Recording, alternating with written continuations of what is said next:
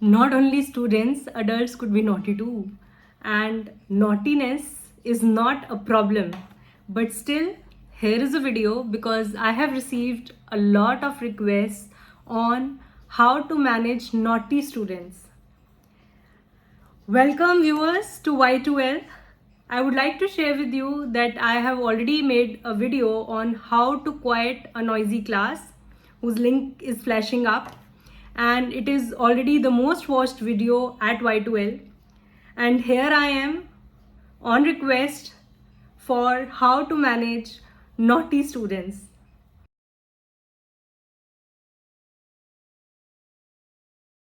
The first tip: teachers, nobody loves to be reprimanded.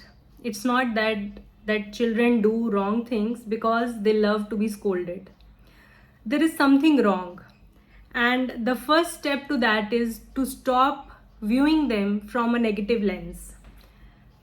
I would suggest the first thing is to build a positive relationship with the students, not to see them with a negative lens, and try to find out the core of the problem or a particular misbehavior that is happening, which requires one-to-one talk, not in the class, but by setting aside a particular time for that with that child who is naughty in the class, or with that particular group who disturbs you the most in the class.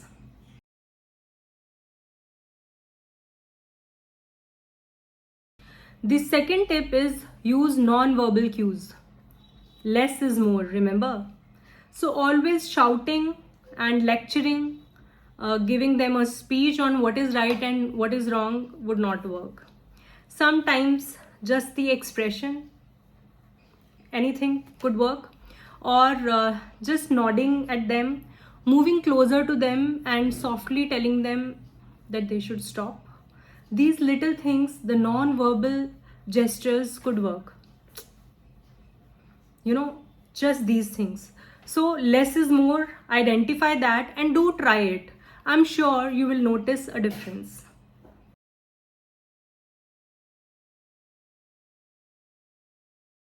The third tip is assertiveness is good, but do not become an authoritarian in a class.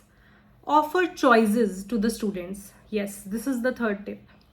For an example, you can ask the students whether they would like to do that activity individually, in pairs, or in group.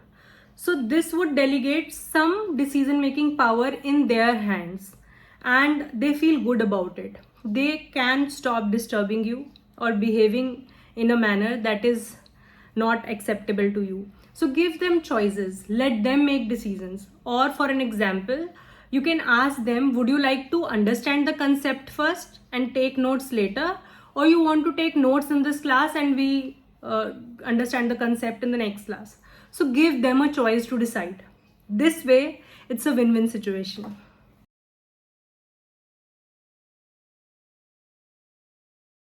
The next step is positive reinforcement. This is one of my favorites. How it works? Very simple. Do not criticize the negative, but appreciate the positive.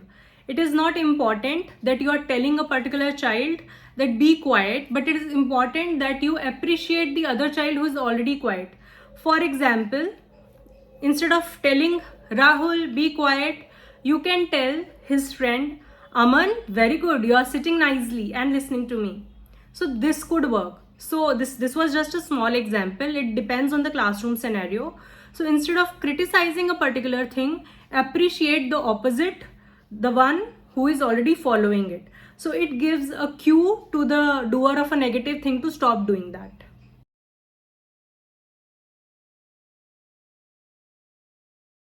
The last tip, and a very important one, is to stop giving punishments, especially the physical punishments, making them move out of the class, or writing a particular time line 100 times.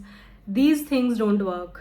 This is more like, repeating a particular habit, repeating a particular behavior so that it becomes a habit, but it does not become, because inside that change has not come.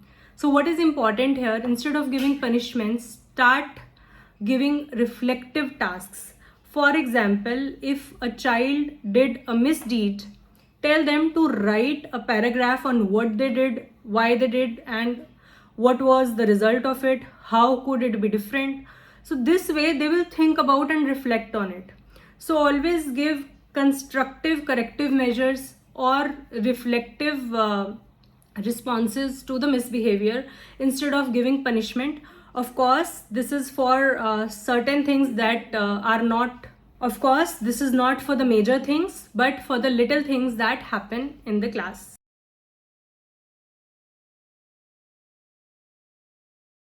One more thing that you can do in your class is offer breaks. Sometimes, especially with the senior students, there is a lot of overflow of work, of studies. Just imagine back to back, they have to switch their mode. English period, one particular teacher.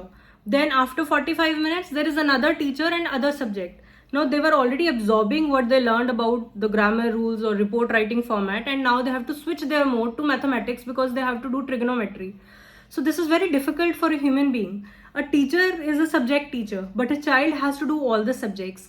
So sometimes giving them little breaks, 2 minutes meditation or relaxing time is very important. So see, if they are very exhausted, give them little breaks, 2 minutes time or something that can relax them so that they can resume the work in a better way.